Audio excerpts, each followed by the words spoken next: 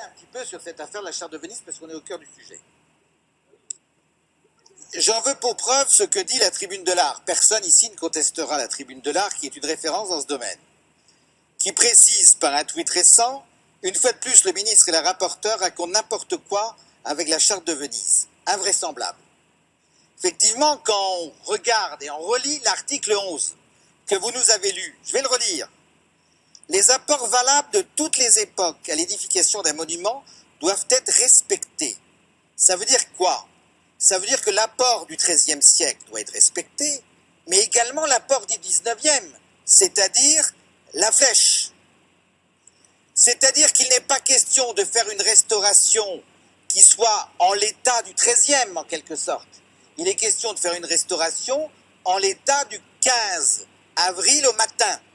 C'est ça le sujet. C'est exactement ce que dit la charte de Venise. Et Madame la rapporteure, vous induisez en erreur cette assemblée. Les choses sont un peu plus précises et je vous renvoie à la Tribune de l'Art qui le dit très clairement. On a eu des débats, il y a eu d'autres débats à l'occasion d'autres restaurations. Est-ce qu'on restaure en l'état d'un édifice tel qu'il était au Moyen-Âge? Non. On intègre la période baroque, on intègre la période romantique. Et à ce moment-là, on a une restauration de l'édifice tel qu'il se trouvait avant le drame. Et ça, c'est logique. Et c'est ce que nous préconisons. Et nous n'avons pas de garantie, d'après ce que vous nous dites, sur cette affaire.